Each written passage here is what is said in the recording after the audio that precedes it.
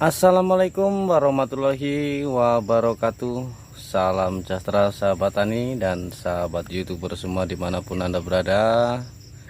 Pada sore hari ini semoga sahabat semua lagi dalam keadaan sehat walafiat, tidak kurang suatu apapun, dan diberi rezeki yang melimpah dan selalu dalam lindungan Tuhan Yang Maha Kuasa, sehingga kita bisa selalu terus bersama saling berbagi info tentang pertanian, baik pertanian budidaya rumput laut dan pertanian porang ya sahabat tani.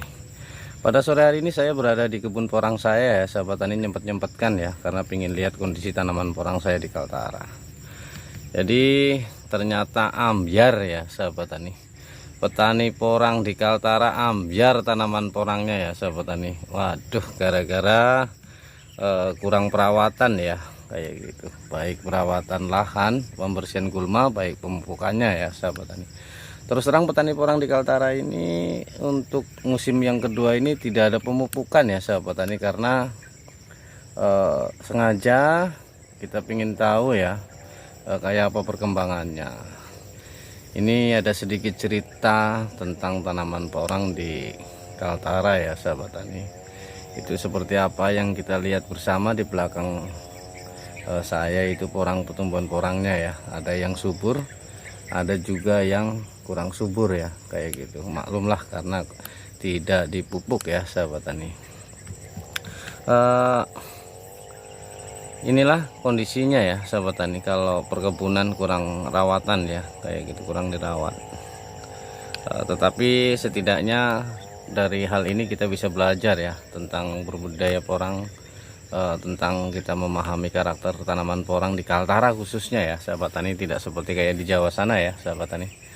Kalau di Jawa sana mungkin saya yakin biarpun tidak dipupuk bisa subur ya kayak gitu, atau di Sumatera sana itu, di Medan, di Binjai sana itu mungkin bisa subur ya kayak gitu, bisa mampu bertahan untuk tahap kedua ya, penanaman tahap kedua kayak gitu. Asal awal mulanya kita pupuk secara intensif. Nah, kalau untuk di Kalimantan Utara khususnya, saya yakin sahabat tani, apabila sahabat tani di Kaltara, di Kalimantan khususnya ada yang mau berbudidaya porang, saya yakin menurut pengalaman saya, menurut perjalanan saya menanam porang satu musim tahun yang lalu itu, kita tetap harus rawat secara intensif, dan secara pengolahan lahan juga harus betul-betul maksimal ya sahabat tani, karena dari segi pemupukannya dan dari segi perawatan gulmanya ya kayak gitu. Karena yakin porang di Kaltara itu tetap harus dipupuk setiap musimnya ya kayak gitu. Setiap penanaman musim pertama dan kedua harus pemupukannya harus full ya sahabat tani. Kalau tidak, akhirnya nanti kalau pengolahan lahannya tidak maksimal, akhirnya nanti seperti tanaman porang saya ya, banyak yang kena jamur, terus ada yang subur dan ada yang tidak kayak gitu. Inilah sedikit berbagi ya cerita tentang porang di Kaltara ya sahabat tani. Semoga bisa jadi masukan sahabat semua dimanapun Anda berada ya kayak gitu. Jadi intinya kita belajar bersama. Memang untuk saat ini petani porang di Kaltara memang musim pertama untuk uji coba ya sahabat tani. Kalaupun kedepannya prospek porang bagus, petani porang di Kaltara ini sudah memiliki sedikit bekal ya, sedikit memahami karakter tentang tanaman porang kayak gitu. Baik, untuk sahabat tani dan sahabat YouTuber semua dimanapun Anda berada, jangan lupa like, komen, dan subscribe-nya ya di channel petani porang Kaltara. Tidak perlu share ya agar kita bisa maju bersama ya kayak gitu. Inilah sedikit sekelumit berbagi pengalaman ya tentang tanaman porang di Kaltara. Mungkin bisa untuk jadi pedoman ataupun bisa menjadi gambaran ya bagi sahabat semua. Kalau menanam porang itu kita harus pahami ya dari segi tanah, dan kita mesti belajar dulu ya. Betul, senior-senior saya acungkan jempol. Kalau kita nanam porang jangan terlalu banyak dulu. Kita harus pahami dulu karakter porang kayak apa, baru kita menanam seluas mungkin kalau memang kita ada modal ya kayak gitu. Untuk pembekalan tahun awal pertama penanaman porang di Kaltara, saya sudah sedikit mengantongi beberapa pengalaman ya, kayak gitu karakter porang ya, bagaimana caranya dan bagaimana perawatannya kayak gitu. Jadi kalau perspektif porang ke depan bagus, mungkin masih terus menanam ya kayak gitu ya sahabat tani.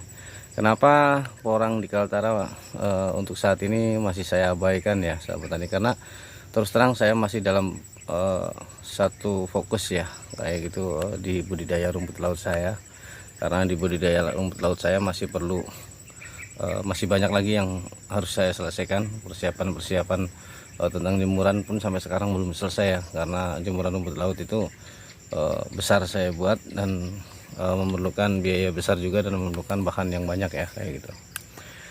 Jadi kenapa saya utamakan dulu di rumput laut, karena porang ini sudah saya tanam, saya pasrah aja ya bagaimana jadinya ke depan, bagaimana prospek ke depannya. Kalau mungkin bisa untuk bibit kembali, kita buat bibit kembali ya kayak gitu.